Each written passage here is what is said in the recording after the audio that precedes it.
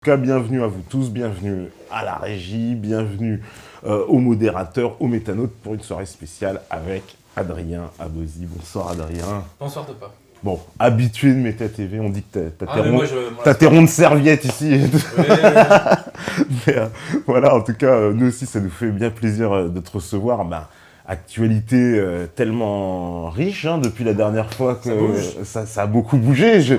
C'est pour ça, je me dis, il y a vraiment une continuité en plus par rapport à certains thèmes qu'on avait abordés. Et en particulier, là, ce qui a été, on va dire, les deux grands événements marquants, successifs, Brexit, Trump. Oui, tout à fait. Ça a été... alors, qu'est-ce qu'on peut dire déjà Brexit? Parce que ça, c'est pas rien. On voudrait... je trouve qu'on minimise un peu, mais c'est pas rien. C'est pas rien. C'est vrai que symboliquement... Alors, actuellement, à l'heure où on parle, l'Angleterre est encore dans l'Union européenne. Juridiquement, elle n'est pas encore partie. Mais symboliquement, le fait qu'un pays quitte l'Union européenne, malgré tout, c'est un petit cataclysme, puisqu'on nous a tant annoncé que sans l'Union européenne, nous n'étions capables de... Enfin, un pays, n'importe quel pays, n'était capable de rien, ne pouvait rien faire, etc., etc., etc. Là, nous allons voir un pays qui va très bien s'en sortir sans l'Union européenne. Donc oui, effectivement, c'est un coup dur porté au mensonge du système, tout simplement. Puisque on va s'apercevoir que, oui, finalement, le tsunami qui devait submerger Londres ne va pas se produire. Il ne va pas se produire.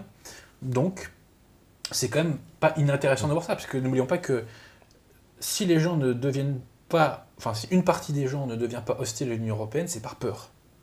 C'est la peur pour les patrimoines, peur de ce qui va se passer si l'euro chute, c'est la peur. Donc si cette peur se dissipe, du moins en partie, c'est une estocade qui est portée contre le système. Ouais. Tout simplement. Parce qu'en plus, clairement, ce système, il avait choisi de dire il faut rester dans l'Union européenne. Oui. Il n'y avait pas les voix qui s'opposaient, c'était raciste, horrible. Oui, comme d'habitude, oui. Voilà. Les bien-pensants n'ont rien à dire. Ils n'ont rien à dire, ils n'ont rien à proposer, si ce n'est de dire on continue comme ça. Donc qu'est-ce qui leur reste comme arme? C'est l'insulte, fascisme, complotisme, antisémitisme et compagnie. C'est absolument pathétique. Mais après, il faut bien comprendre que l'Angleterre, c'est un cas très particulier, c'est-à-dire que l'Angleterre peut se permettre de sortir de l'Union européenne. Si c'est la France qui sort de l'Union européenne, il n'est pas impossible de penser qu'on se ferait quand même châtier bien davantage. D'une façon ou d'une autre, c'est-à-dire des contrats d'armement annulés, tu vois ce que je veux dire, quoi. Ce serait vraiment ce genre de choses. Une campagne aussi, on peut imaginer une com très calomnieuse mais agressive envers la France, le French bashing, ça existe déjà. Ah oui, ils ne se privent jamais, nos amis anglo-saxons. Oui, ils ne se privent pas. Nous, on est beaucoup plus gentils. On est beaucoup plus gentils. Remarque peut-être qu'avec Trump d'élu, les médias français vont être peut-être plus méchants. Ça, c'est pas impossible.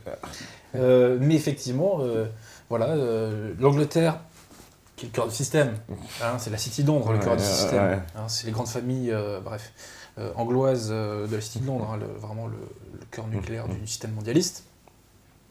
Donc, eux, ils peuvent tout se permettre. Je veux dire, ça, c'est bon. Nous, quand on fera un peu plus de dissidence de ce point de vue-là, il faudra peut-être s'attendre à des contre-coups. Des contre-coups, ouais. Voilà. Et nous, on n'a pas la force de frappe de la cité avec nous. Donc, ça sera plus chaud à gérer. Il faudra faire très attention et il faudra être malin.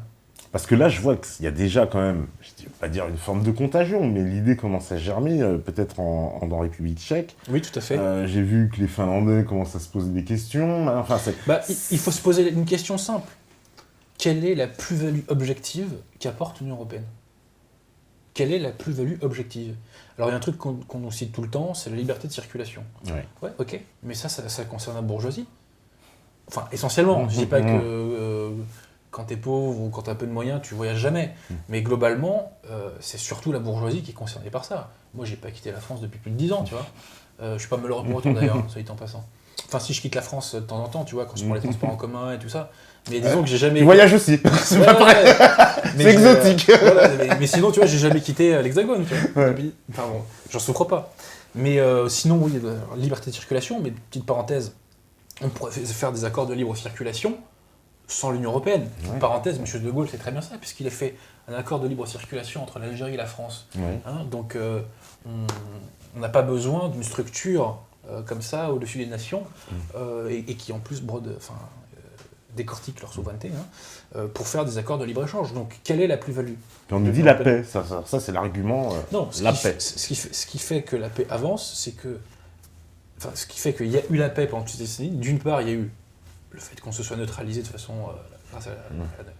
grâce à l'arme atomique, il y a le fait que les contentieux historiques ont disparu, et il y a le fait aussi que les oligarchies européennes, longtemps, ont eu intérêt à la guerre.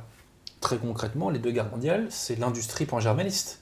Enfin, la première guerre surtout, la deuxième c'est Hitler, c'est plus particulier, mais la première guerre mondiale, c'est l'industrie allemande qui veut plus de marchés en Europe, et qui veut créer ce qu'on appelle la Mitteleuropa. Donc les oligarchies avaient intérêt à se foutre sur la gueule, pour avoir une plus grosse part de morceaux. Aujourd'hui, les oligarchies s'entendent. Pourquoi s'entendent-elles? Parce qu'elles sont vassalisées par l'oligarchie anglo-américaine, qui distribue les parts. Donc, c'est l'accord entre les oligarchies qui a fait la paix. Mais si demain, il y a intérêt à la guerre il y aura. Enfin, pour eux, guerre, il y aura. Et petite parenthèse, la guerre, elle n'a pas cessé. La guerre, on l'a déplacée ailleurs. C'est pas la même chose. C'est pas tout à fait la même chose. Et aussi, on a troqué la guerre militaire contre autre chose. C'est que en France aujourd'hui, il y a une insécurité permanente dans certains coins. Donc ça vaut bien la guerre. Alors, peut-être pas non plus. Tu sais, moi je pense toujours à cette anecdote qui m'a été racontée par mon tonton André, le frère de mon grand-père donc. Je lui avais demandé il n'y a pas longtemps quels sont tes souvenirs de la guerre. Il était dans la région de Limoges à l'époque. Et il me dit, bah écoute, moi le seul souvenir que j'ai, parce qu'il est très âgé maintenant, c'est la déclaration de guerre. Et en fait, il raconte qu'il était dans un village du Limousin, et en fait, il est assis sur une souche d'arbre, tu vois, il était jeune enfant, et en fait, il y avait une espèce de petite pente comme ça, et il voit sa mère de loin qui arrive en courant avec les mains sur la tête, en disant oh, mon Dieu, c'est horrible, c'est la guerre, tu vois. Parce qu'à l'époque, c'est la guerre, ça veut dire que c'est 14-18 que tu es en tête, et donc ça veut dire que tu vas perdre soit ton père, soit ton cousin, soit ton frère, soit ton fils pour les parents, enfin c'est horrible quoi, enfin, tu vois, c'est... Bon, je dis pas qu'on en est là, mais bon, cette guerre civile froide dans laquelle nous sommes, il n'y a pas de quoi s'en vanter quand même, il n'y a pas de quoi s'enorgueillir. Mais c'est-à-dire qu'en France, tu penses qu'on tient, c'est quoi? Il y a une espèce de paix sociale qui est hyper fragile? Il y a une paix ethnique. Une paix ethnique. Paix ethnique. Concrètement, quand on aura, à cause de la dette, quand on pourra moins verser de RSA ou d'autres allocations, je serais curieux de voir ce que ça donne. Et je pense que tu enlèves les aides sociales, ça devient tout de suite explosif. Et nos hommes politiques en ont parfaitement conscience. Pourquoi les banlieues sont 10 fois plus arrosées que le Limousin que je connais un petit peu, que certains coins du Languedoc que je connais un petit peu, où là-bas, il y a de la pure pauvreté, quoi. Ça te serre le ventre quand tu y vas. Même globalement, ce que Christophe Guilluy appelle la France périphérique. Pourquoi ces zones-là sont... Quand je dis 10 fois moins arrosées, c'est pas une façon de parler, c'est 10 fois moins arrosé que la banlieue. Tu sais, moi j'ai fait 10 ans de rugby, à chaque fois que nous, on allait jouer dans une ville de banlieue qui était officiellement crasseuse, ils avaient des super infrastructures, les mecs, ils avaient des super stades. Nous, on était porte de Choisy, on avait un stade qui était totalement pourri, totalement défoncé. Et tu vois, quand on allait au Mureau, à Bobigny, à Mantes-la-Jolie, les mecs, ils avaient des super infrastructures à l'époque, enfin, par rapport à ce que nous on avait. Mais pourquoi? Parce que les municipalités... Il y a une politique de la ville, on met de l'argent là-dedans, bien sûr. Tout simplement. Donc il y a une paix ethnique qui est achetée. Nos hommes politiques en ont parfaitement conscience, bien entendu. Pourquoi je te dis ça avec autant de certitude? Parce que j'ai lu le dernier bouquin, tu sais, sur Hollande, là, des 2 journalistes qui reviennent. Ah oui. Il fait les mêmes constats que moi. Il fait les mêmes constats que moi. Et surtout sur l'immigration, enfin sur beaucoup de choses. Mais sur les questions ethno-démographiques, Hollande fait les mêmes constats que nous. Il fait les mêmes. Il y a trop d'entrées en France. La France des banlieues est un monde hermétique, en quelque sorte, par rapport au reste de la société française. Mais en même temps, dans la société française, il faut distinguer la France périphérique des bénéficiaires, si tu veux, de la mondialisation, qui sont une minorité d'ailleurs de plus en plus restreinte. Hollande fait les mêmes constats que nous. Et c'est parce qu'il fait les mêmes constats que nous que... c'est objectivement, j'allais dire un collabo, j'ai pas de procès, mais tu vois ce que je veux dire. Oui, oui, parce que s'il fait ce constat-là, il peut pas appliquer la politique qu'il applique. En théorie, je sais, c'est quand même... Ou alors, il détruit la France sciemment. Il détruit la France sciemment, tu vois. Mais objectivement, il fait le même constat que nous sur beaucoup de choses. Ce livre est assez intéressant quand même. on en dit beaucoup de mal. C'est pas le brûlot ou le... C'est pas si humiliant que ça pour Hollande, si tu veux. En fait, ce livre, c'est vraiment un livre qui sort pile poil pour les élections, c'est-à-dire il s'explique sur tout ce qu'il a fait depuis 5 ans. Sur absolument tout. Y compris sa vie privée, avec Julie Gaillet, je sais plus comment elle s'appelle celle d'avant. Trierweiler, là où il a tellement marqué l'histoire de France. Bref. Donc c'est ça l'idée. C'est quand même un document historique intéressant, parce qu'on voit qu'on a lu à la présidence de la République un post-adolescent, en fait. Mais remarque que celui d'avant était pas mieux dans le genre. Pas mieux dans le genre, en plus la garde. Voilà, donc c'est des gens qui cherchaient à avoir une meuf, une copine. La preuve avec Carla, c'est du sérieux, n'est-ce pas? Voilà, donc on a eu des post-adolescents, mais bon, on a les gouvernants qu'on mérite. Voilà. Parce que là, alors c'est ça qui est quand même saisissant. Hollande, lui, fait ce constat-là, et d'un autre côté, je vois un homme politique comme Philippe de Villiers, il se fait traiter de complotiste. Et qu'il reprend précisément en plus des extraits du livre d'Hollande où il parle de la fameuse partition. Alors, j'ai lu effectivement les extraits. C'est vrai qu'on pourrait donner plusieurs sens, ce que Hollande pourrait dire, mais en gros, toi, tu as l'air plutôt d'accord avec De Villiers. Ouais, voilà. Alors, même, j'ai un souvenir, je crois que c'était sur Europe 1. Et De Villiers, à un moment, évoque le grand remplacement ou un truc dans le genre. Il se fait immédiatement couper par un présentateur radio. Et il fait « Ah, mais ça, c'est du complotisme. » Alors, définissez-moi, bon sens, que c'est le complotisme. Parce qu'il y a la définition classique du complotisme normal, c'est-à-dire celle de voir des complots partout, à tort et à travers. Ça, ok, pas de problème. Ça existe, mais globalement, ça concerne, franchement, une ultra minorité de la population. Mais, c'est un extrait que je cite dans mon livre, Najat Vallaud-Belkacem passe en janvier 2015, je crois que c'est encore sur Europe 1, ou attendez, enfin, c'est au micro de Jean-Michel Apathy, donc c'est peut-être sur RTL. Et elle dit, donc il y a de plus en plus de complotisme, et la définition qu'elle donne du complotisme est extrêmement intéressante. Sa définition, c'est la remise en cause de la parole des médias et de la classe politique. C'est ça le complotisme. Donc en fait, tout discours alternatif à la doxa est du complotisme. Avant c'était du fascisme, maintenant c'est du complotisme. Et il y a une troisième définition du complotisme qui est évoquée par le système, c'est quand tu prêtes à quelqu'un des calculs égoïstes, des calculs cachés, des calculs mauvais. C'est-à-dire que le mal n'existe pas. Pour l'homme de gauche, le mal n'existe pas. Et quand tu considères que le mal et l'égoïsme existent, tu es un complotiste. Si tu dis tel groupe financier fait ça parce que ceci, parce que cela, ah mais c'est du complotisme. Et pourquoi? Il y a une cause très profonde à ça. Qu'est-ce que la gauche? Avant toute chose, la gauche, c'est l'idéologie des Lumières. Qu'est-ce que c'est que l'idéologie des Lumières? C'est la négation du péché originel. C'est-à-dire que la nature humaine est bonne. C'est comme Rousseau. C'est Rousseau. La nature humaine est bonne, il n'y a pas de péché originel. L'homme est bon. Donc si tu prêtes à l'homme bon des intentions mauvaises, c'est que tu es complotiste. Voilà. Donc, le complotisme, il y a 3 définitions. Définition classique, mais qui n'est plus utilisée par le système, et pour cause de fait, elle recouvre une réalité assez faible.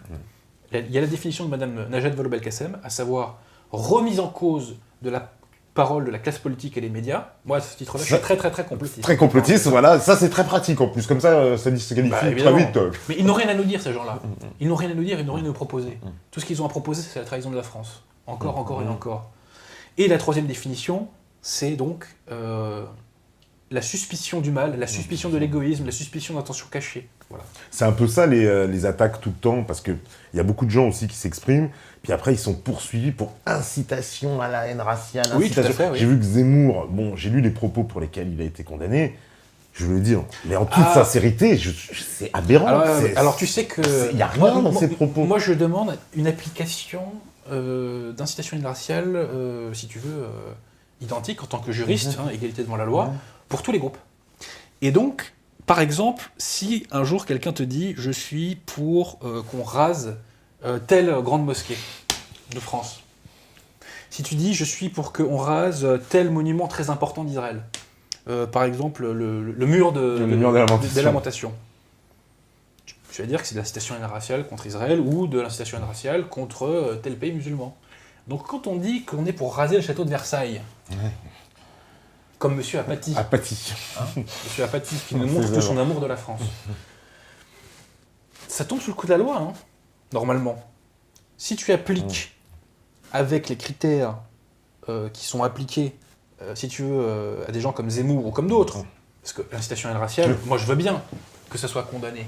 Mais dans ces cas-là, que ce soit vraiment de l'incitation à la haine raciale qui soit condamné. À partir du moment où la simple critique d'une communauté d'un groupe, quel qu'il soit, devient de l'incitation raciale, ça devient autre chose. Et la loi Pleven, parce qu'on te parle toujours de la loi Guesso, mais la loi Pleven, elle est 10 fois plus, est une loi totalitaire qui t'oblige à te rallier à ce que j'appelle l'idéologie du parti. C'est une loi anti-déviationnisme, la loi Pleven. C'est-à-dire que ça t'interdit de faire des constats, hein. Ça t'interdit de faire des constats, ça t'interdit de faire des critiques. Si tu dis que les Suédois, par exemple, en France, créent trop de délinquance, tu peux te faire condamner par la loi Pleven, ce qui n'est pas mon cas. On sait que c'est les Austro-Hongrois et pas des Suédois bien sûr, qui foutent la merde, on le sait bien. Donc, la loi Pleven est une loi totalitaire qui somme les individus de se rallier à une idéologie unique où tout le monde il est bon et tout le monde il est gentil, et la critique du multiculturalisme est quasiment interdite, si tu veux, ou alors de façon très feutrée. Ouais, parce que dans les mots, par exemple, voilà, je prenais ce cas de Zemmour parce que il est bien emblématique, mais il n'y a absolument aucune insulte, rien dans ce qu'il dit. Enfin, il fait le constat comme on pourrait faire un sociologue ou quelqu'un. Enfin, il n'y a rien d'injurieux pour personne. Au sujet de Zemmour, si tu me permets une incise, tu sais qu'il a fait un débat avec Raphaël Glucksmann il n'y a pas longtemps. Ah bah oui, et assez ennuyeux d'ailleurs. Hein. Ouais. Et faut dire qu'il n'y a pas beaucoup de répondants Zemmour face à lui, je veux dire. Et Zemmour à un moment dit les quartiers où moi j'ai vécu. Oui. Il y a plus de Français de souche. Je crois que c'est sa femme.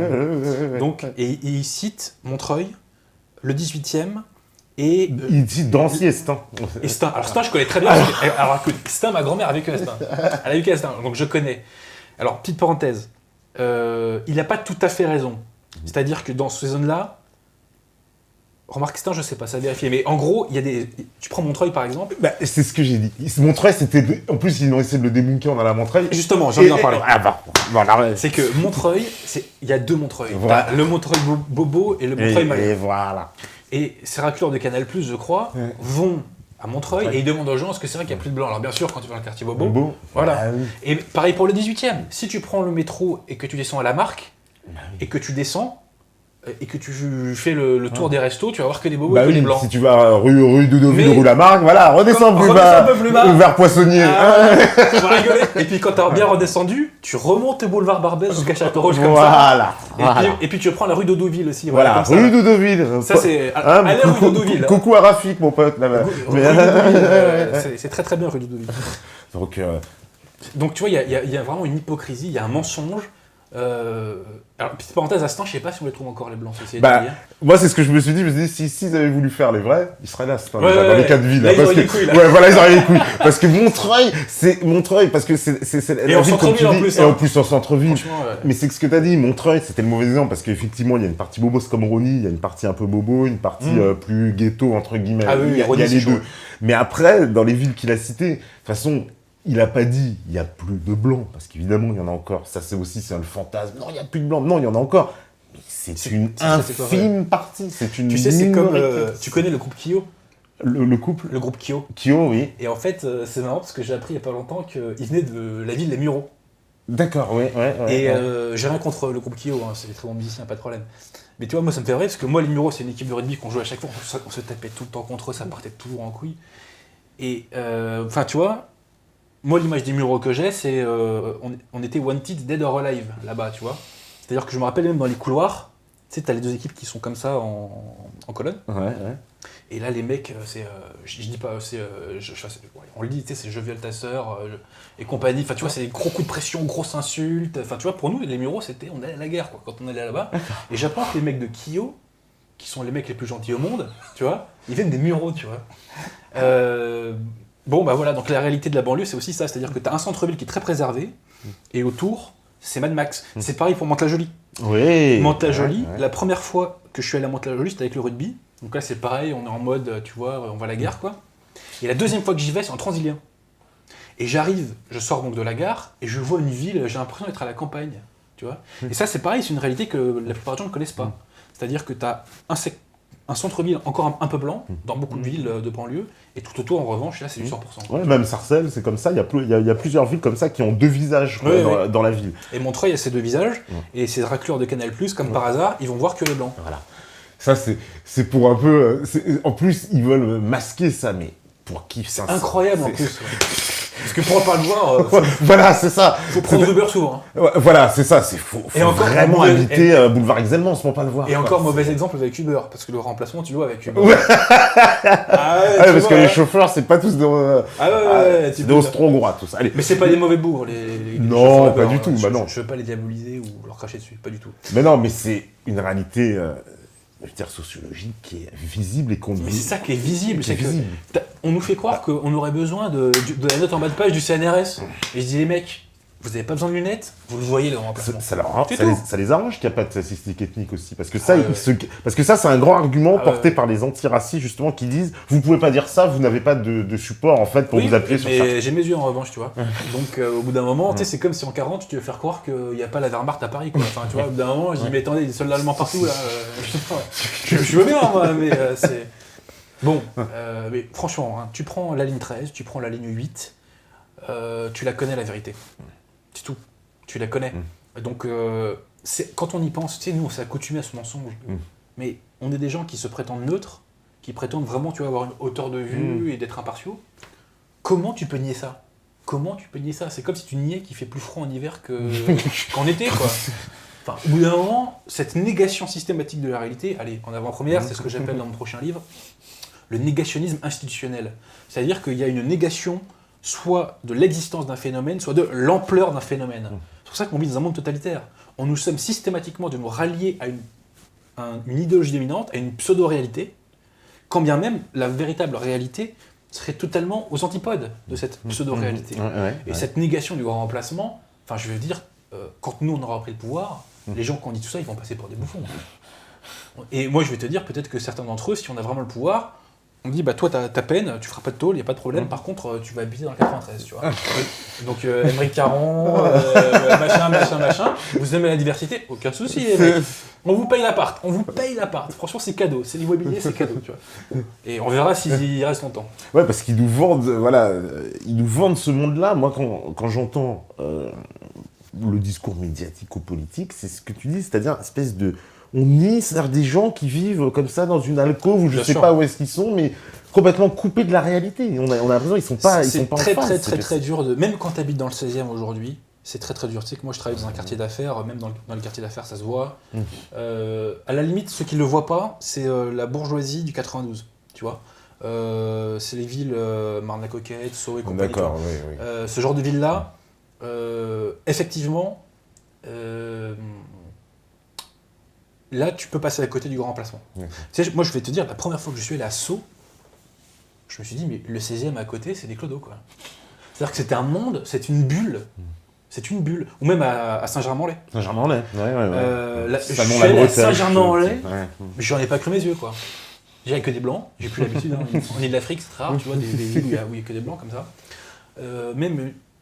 une espèce de calme, qui règne, une sérénité comme ça, une ambiance. Mais Sceaux surtout, ça m'a marqué, quoi. Je me suis dit, ça existe, ça. Oui, je connais un peu Bourg-la-Reine, Sceaux, ces endroits-là. Bon, bah d'accord. Donc ces gens-là, ils passent à côté de la réalité. Mais même quand tu habites à Paris, dans le 5e, même quand tu habites au boulevard Saint-Michel, sincèrement, c'est très difficile de passer à côté. Ne serait-ce que parce qu'à Châtelet aussi, tu vois. Parce que Châtelet, tu sais, moi j'ai un pote qui vendait des glaces à Châtelet. Et il m'a raconté que les touristes étaient choqués, tu vois, de la population tu vois, de Châtelet. Quoi. Un peu trop de Suisses. Et il y avait trop de Suisses à Châtelet, quoi.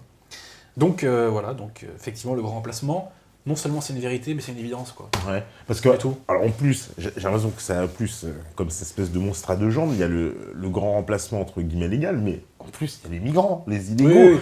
Parce que ça, le gouvernement, là, bon, bah, t'as suivi, Calais, le Stalingrad la aussi. Totale avec les migrants.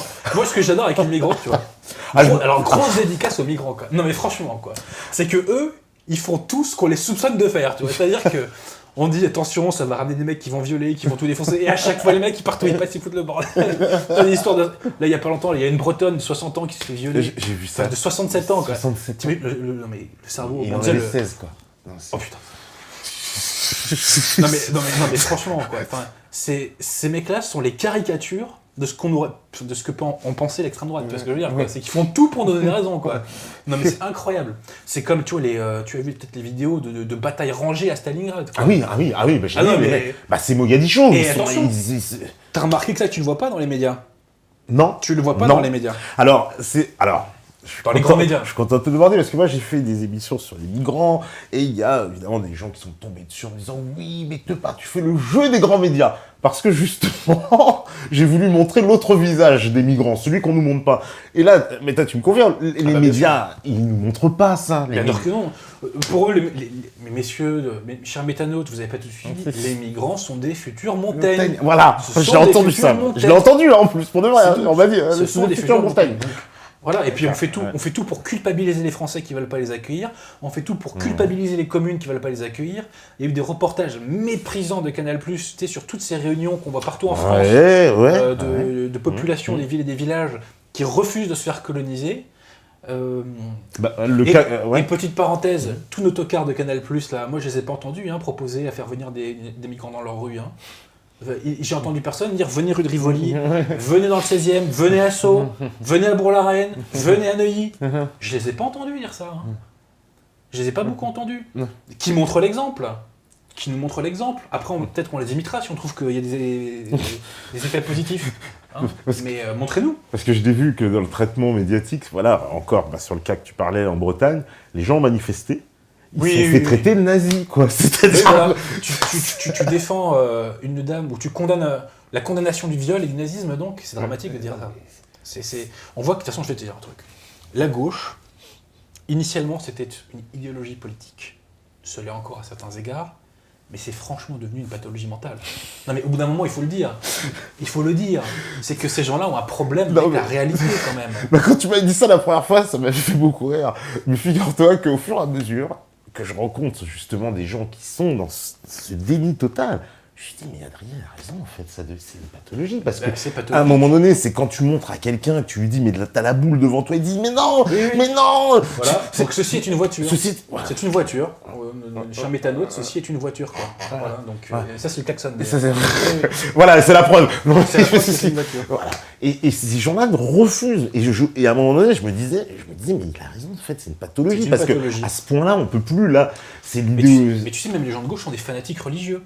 Par exemple, quand tu prononces le mot facho, Front National, alors que putain, le fun, c'est plus que ça c'est, ces gens-là ont un réflexe de va des rétro. Oui. Et tu vois, ils sont en mode vraiment fanatique religieux, quoi. Et d'ailleurs, les personnes les plus intolérantes sont de gauche, parce que moi, qui suis d'extrême droite, n'est-ce pas, j'ai aucun problème avec le fait que quelqu'un ne pense pas comme moi. Si je croise demain Yann Barthès dans la rue ou Émeric Caron, je m'en fous. J'ai pas du tout envie de les violenter, je m'en fous. Alors que le mec de gauche qui me croise, il a envie de me foutre une tarte. Tu vois, objectivement. Moi, je vois les commentaires haineux que je reçois des gens de gauche. Tu sais, moi, les commentaires, c'est par période. Et à un moment, j'ai eu les trolls pères, j'ai eu les soralo maghrébins. Et là, tu vois, c'est surtout parce que j'ai taclé pas mal mis debout. Et là, les gens de gauche, tu les vois ce qu'ils mettent sur la page, mais les mecs, ils sont haineux, quoi. C'est incroyable.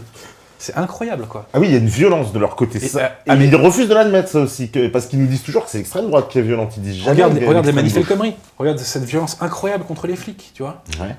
Parce que l'homme de gauche a une supériorité morale. Si tu n'es pas de gauche, tu es un sous-homme, et donc je te retire les droits de l'homme, puisque tu n'es pas un homme. Je peux te retirer les droits de l'homme et je peux te traiter comme une merde. C'est ça, la pensée de gauche. Nous, hommes de gauche, nous, républicains, nous sommes supérieurs aux Français. Nous sommes moralement supérieurs à ces manants qui ne comprennent pas la beauté du politiquement correct, du mondialisme, du cosmopolitisme, des Lumières, de la laïcité et compagnie. Vous, manants, nous vous méprisons. Il y a un mépris profond chez l'homme de gauche. Profond. Vraiment. Et là, puisque justement... Et une arrogance incroyable. Parce que ce que je remarque, justement, tu vois, sur cette idéologie de gauche, c'est qu'elle a investi, mais tous les champs politiques dans tous les pays d'Europe avec la même configuration, il y a des causes structurelles très profondes à ça. Et on va rebondir avec Trump. C'est l'idéologie de la bourgeoisie. La gauche, la révolution, les Lumières, c'est l'idéologie de la bourgeoisie, tout simplement. En France, on a eu une révolution en 1944 qui a consisté à quoi, qui a consisté à exterminer ou à marginaliser socialement les notables de droite, pour que les hautes strates de la société ne soient plus que composées exclusivement de républicains. Parce que s'il y a eu le retour de la France catholique en 1940, c'est parce qu'il restait malgré tout dans les élites des mecs capables de faire la bascule.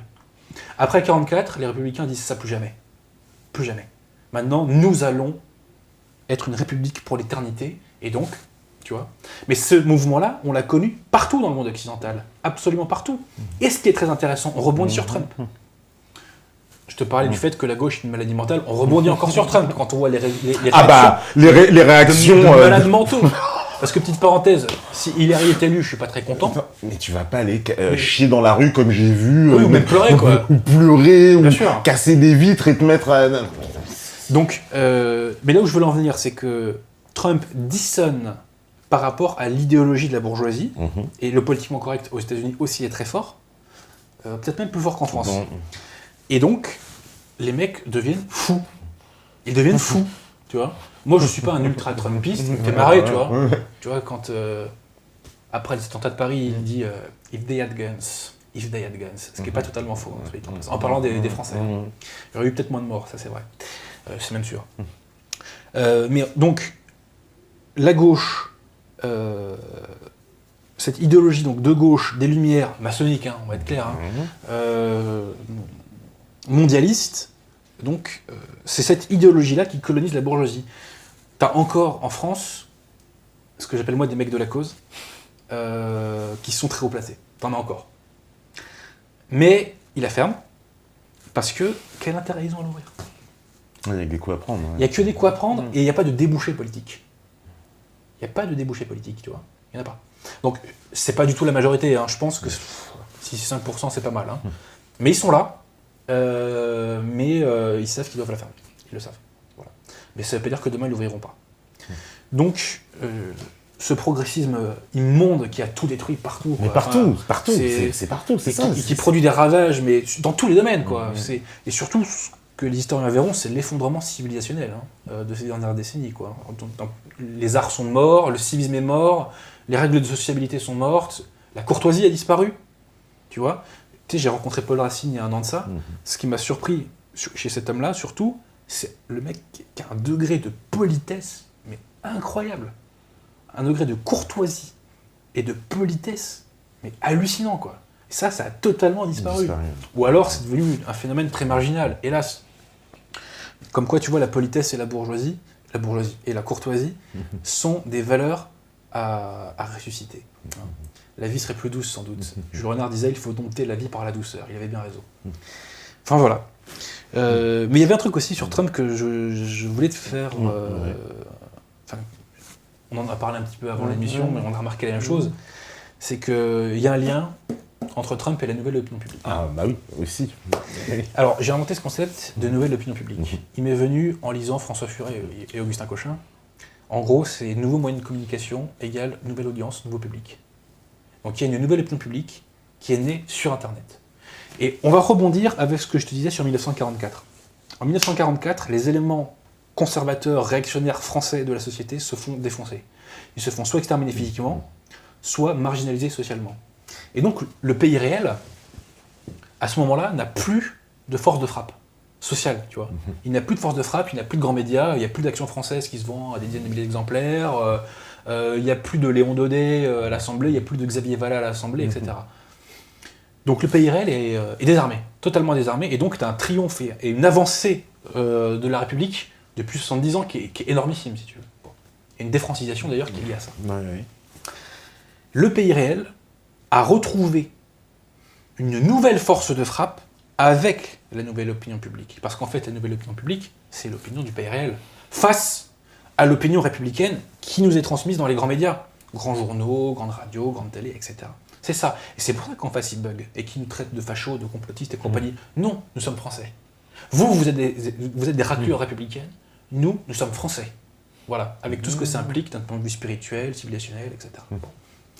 Donc pourquoi je te parle de nouvelle opinion publique ?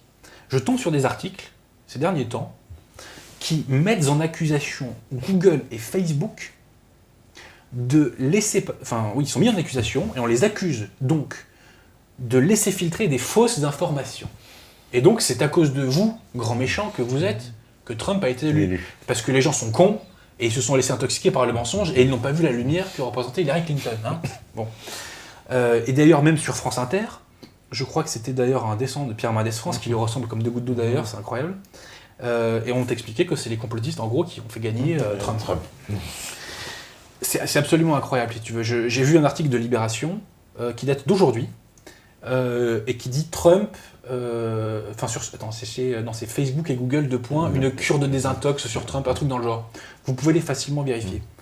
Et donc, en fait, Facebook et Google ont fait des déclarations dans lesquelles ils disaient que dorénavant, ils allaient sucrer les revenus publicitaires des sites qui diffusent des fausses informations. Je leur dis, excellente idée. Donc, par exemple, ils ont bien dit fausses informations. Donc, tous les médias qui nous disent que l'immigration est une chance pour la France, que le racisme anti-blanc n'existe pas, que l'Union européenne va nous apporter la prospérité, la paix et compagnie, que la mondialisation est heureuse, et ben dans ces cas-là, il faut leur sucrer leurs revenus publicitaires. Et dans ces cas-là, donc on va viser BFM-VC, le Bigorneau, Les Mondes, l'Aberration. Tu vois, tous ces gens-là qui mentent depuis des décennies, ou qui sont authentiquement imbéciles, ce sont les gars, ou les deux, hein. Donc dans ces cas-là, effectivement, oui, il faut leur sucrer leurs revenus publicitaires. Ou alors, peut-être tout simplement, il faudrait que quand ce sera un pouvoir nous, on leur supprime leurs subventions. Et là, on verra ce que représente leur base véritable. Mais donc, te disais-je, même aux États-Unis, on voit mal, on réceptionne mal, on accepte mal le fait que Internet est acquis ce poids et cette force médiatique. Et quelle est cette révolution? Elle est très simple, c'est qu'avant, pour l'info, entre les moyens de communication et le peuple, entre les deux, tu avais le pouvoir qui filtrait. Avec Internet, ça ne filtre plus. Et ça, on ne mesure pas les conséquences que ça a déjà et que ça aura. C'est les historiens qui nous le diront à quel point. Mais tu vois, mon cher Tepa, c'est pourquoi il ne faut pas que nous jouions les modestes. Nous contribuons à faire l'histoire, avec nos modestes moyens, qui effectivement, pour le moment, sont plus que modestes. Mais nous contribuons à faire l'histoire aujourd'hui. Le bon Dieu, c'est une ruse de la providence, je crois que c'est le prophète Isaïe qui, dans l'Ancien Testament, dit que le bon Dieu ruse les rusés, enfin il y a une formule comme ça. Et là, c'est vraiment ça. Le bon Dieu nous a donné une nouvelle force de frappe grâce à Internet. Nous faisons l'histoire. Nous contribuons à faire l'histoire. La preuve, c'est que chez nos amis de France Inter, ils commencent à bugger là-dessus. Et ils ont bien à nous dire que le vote Trump est quasiment un vote complotiste. Un vote complotiste, c'est ce qu'ils essayent de faire passer en disant c'est la victoire d'Internet. Mais est-ce qu'on se rend compte de ce degré de folie qui habite ces gens-là, quoi? Mais c'est fou de dire ça. C'est absolument fou. Et en plus, tu vois, ce qui est sous-entendu, c'est que Hillary Clinton, donc la gauche, et la supériorité morale. Et quand t'es intelligent, tu dois te rallier à elle. Sinon, c'est que t'es un con, quoi. C'est ce qu'on lit d'ailleurs aussi sur les électeurs du Front. Tout à fait. Ils sont mal éduqués, ils sont stupides, parce que bien sûr, les gens qui pensent que l'immigration est une chance pour la France, je te refais les maximes de tout à l'heure et compagnie, eux, ils ont tout compris. Eux, ils sont super intelligents. Bon. Oui, parce il y a un mot, alors, c'est aussi, je sais pas si t'avais remarqué dans les médias, ils adorent utiliser le sentiment d'insécurité. Ah oui. C'est-à-dire, en fait, c'est comme si c'est pas réel. C'est un peu toujours ce que je parlais tout à l'heure, la dénégation. On sait pas. La prochaine fois que Zemmour balance un truc sur Stein, je dis aux journalistes de Canal+, allez faire le même reportage à Stein. Sur place, avec votre matériel, avec votre matos. Allez-y. On va voir si c'est un sentiment, les mecs. Parce qu'ils parlent de sentiments comme si, les gens, c'est une idée qui se font. C'est comme les chômeurs, tu vois. Les chômeurs ont le sentiment de ne pas avoir de travail, alors qu'en fait, ils ont un travail, tu vois. Bien sûr. Et puis en hiver, tu as le sentiment qu'il fait plus froid. Mais en fait, non, c'est en été où il fait plus froid. On bascule dans un monde de folie, et c'est la preuve qu'on est dans un monde totalitaire. On n'est pas dans un monde liberticide, on n'est pas dans un monde dictatorial, mais nous sommes dans un monde totalitaire, car nous sommes sommés de nous rallier à une pseudo-réalité et de nous rallier à une idéologie très précise. C'est ce que j'appelle donc l'idéologie du parti. Au moins, tu vois, sous l'URSS, c'était clair et assumé. On nous disait, il y a l'idéologie du parti, si tu ne t'y rallies pas, tu es un traître et tu es condamné au nom du déviationnisme. Voilà. Aujourd'hui, ce n'est pas assumé. Ce n'est pas assumé, et donc, on te qualifie non pas de déviationniste, mais de facho, donc de complotiste, antisémite, et de blablabla, et tout ce que tu veux. Et d'islamophobe, c'est ça vient dans la liste. Parce que tous les journalistes, en plus systématiquement, dans notre système, dès qu'il y a quelqu'un qui franchit, on va dire justement, un peu ces lignes de la doxa sur un mot, sur quelque chose, immédiatement, ils sont comme des chiens de garde, ils tombent dessus. Alors il y a les mots immigration, les mots... Tu vois, c'est des mots pavloviens. C'est-à-dire que dès que tu les prononces, c'est qu'il y a un truc qui se réveille, tu vois, dans la tête. Tu sais, on dirait que c'est du conditionnement. Il y a des trucs qui se réveillent, tu vois. Le mot race, le mot blanc, voilà, les trucs comme ça c'est... Le journaliste, en gros, il est d'accord avec toi sur 90%. Et puis à partir du moment où tu prononces le mot, alors là c'est fini. C'est fini. Et puis limite il m'a tremblé. Et puis tu vois, il sait qu'il doit se rattraper, quoi. Je sais pas si on lui gueule quelque chose dans l'oreillette, mais bon, c'est. Tu vois, une petite séquence, par exemple, je me rappelle Marine Le Pen qui était sur TF1. Et elle reprend la fameuse citation de Gaulle que tout le monde reprend, Zemmour aussi, la France est un pays de race blanche et de culture gréco-latine, etc. Et dès qu'elle prononce oui, vous savez, la France est un pays de race blanche, attendez, il est obligé d'intervenir, quoi. C'est ça le réflexe. Tu dis, attention. Ni la race ni les blancs n'existent. Ah ouais, là il y avait deux trucs. Donc là, direct. Et on le voit, il y a ce réflexe, quoi. Mais les blancs n'existent pas. Hein. D'ailleurs, tu vois, le racisme anti-blanc, officiellement, ça n'existe pas. Ça n'existe pas. Et d'ailleurs, moi, je rebondis là-dessus. Ouais. Tu sais qu'il y a un slogan d'extrême gauche qui dit en France, il n'y a pas trop d'immigrés, il y a trop de racistes. Mais le racisme anti-blanc n'existe pas. Donc un raciste ne peut être qu'un Français de souche. Bah oui. Donc en France, il n'y a pas trop d'immigrés, il y a trop de Français. Et là, tu as toute l'idéologie de gauche de résumer. Tu vois, tu as toute l'idéologie de gauche de résumer dans cette phrase. Ouais. Et c'est fou parce que tous les pays d'Europe, en ce moment, sont sur ce diapason. Bien sûr. On attaque, et il y a une attaque. Alors justement, on en parlera encore plus profondément. Tu fais bien parler d'attaque. C'est une attaque. Une attaque contre toutes les nations européennes, l'identité des nations européennes. Et une attaque profonde. Bien sûr. Profonde. Ah oui. D'une violence incroyable. Ouais. D'une violence symbolique absolument incroyable. On voit bien que l'idéologie mondialiste tient les rênes. Hein.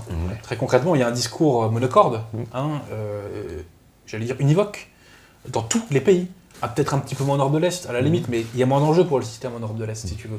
Ce qui est important, c'est de tenir les grands pays, c'est de tenir la France, l'Allemagne, l'Angleterre. Et puis eux, ils ont eu une période, on va dire, ils ont été un peu séparés pendant toute la Seconde Guerre mondiale, jusqu'en 90. Il y a une espèce encore de décalage avec eux. D'ailleurs, j'ai remarqué que eux, leur système immunitaire, il s'était mis en action tout de suite dès qu'il y a eu les migrants, contrairement à nous. Parce que peut-être, on a vu les Hongrois, les Polonais, les machins, c'est eux qui sont les premiers levés contre ça. Ils ont été assez réactifs. Ça, c'est tout à fait vrai.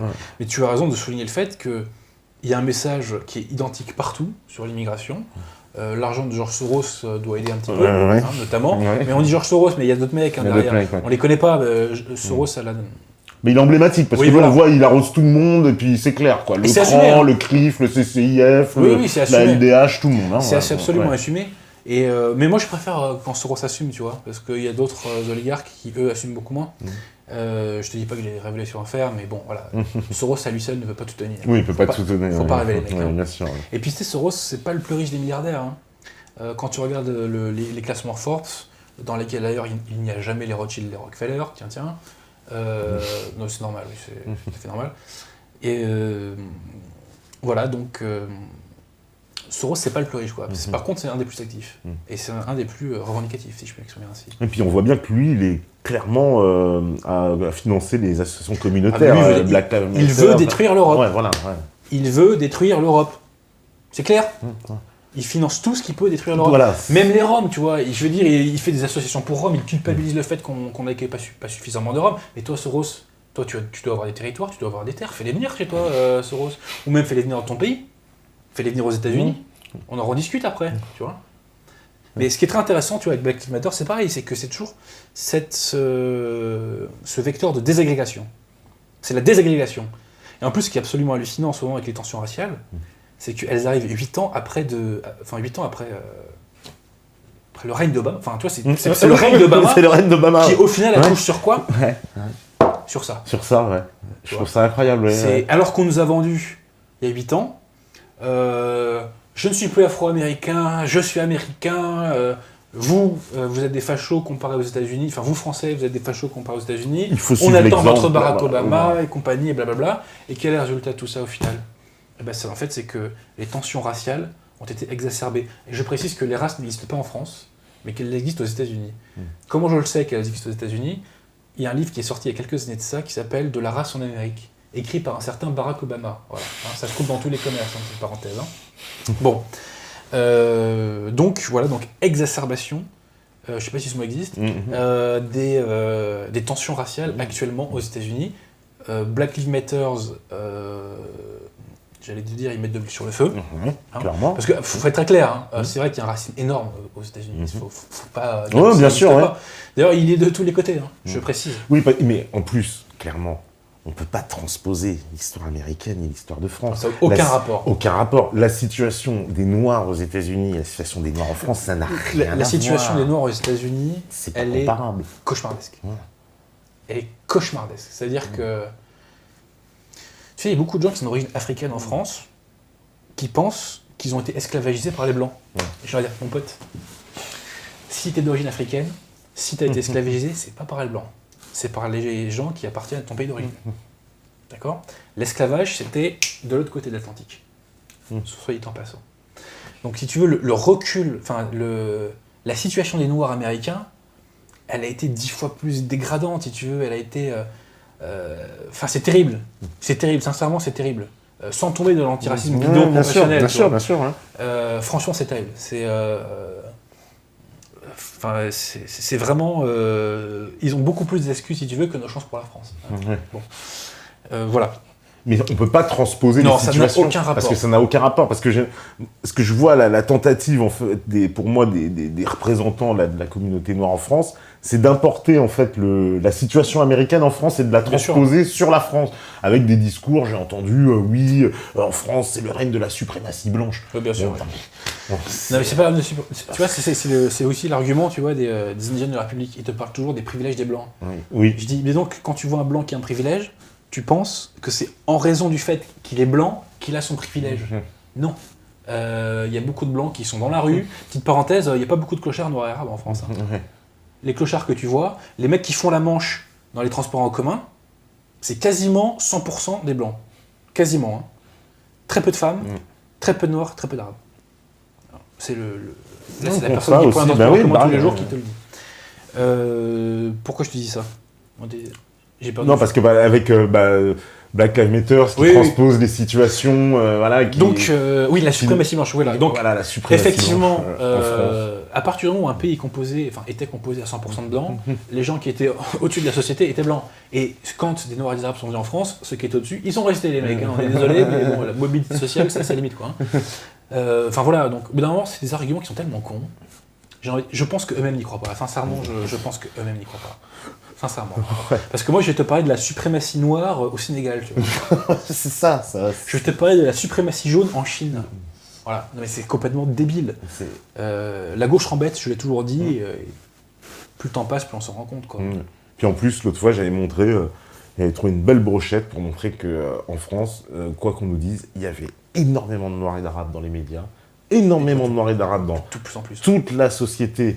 Et dans le personnel politique, aussi bien, et à tous les niveaux des postes, c'est-à-dire des conseils régionaux, des conseils municipaux, des préfets, et même dans le gouvernement, parce que ça leur plaise ou pas, mais il y a Rachida Dati, des Ramaya, des Fabien Amara, des Christiane Taubira, des Najat Vallaud-Belkacem, des Kader Arif et compagnie, ils sont là, je veux dire, qu'on me dire, non, la France, elle est raciste, mais c'est devant vous, je sais pas. Oui, bien sûr. Au bout d'un moment, on a envie de leur dire, mais il vous faut qu'est-ce qu'il vous faut de plus ? Qu'est-ce qu'il vous faut de plus ? Et moi, j'ai fait un post Facebook assez ironique un jour, j'avais dit qu'il faut donner le droit de vote aux étrangers et le retirer aux Français, tu vois. Et à ce moment-là, effectivement, on sera plus un pays raciste. Voilà, et à ce moment-là, alors on n'est pas raciste. Ouais, non, voilà. Et je pense que quand on se sera autodétruit, on sera aussi plus un pays raciste. Voilà. Là, tu te tireras bien dans le meilleur des mondes. Bon, on va faire la pause. Si la régie, elle est prête, j'imagine. Non, c'est bon ? Oui. Encore ? Ah non, pas tout à fait prête la régie. Ok. Bon. Si, c'est bon. Bon, bah c'est parfait. On fait la pause, on revient juste après. Restez connectés et voilà, toujours sur meta.tv. À vous la régie.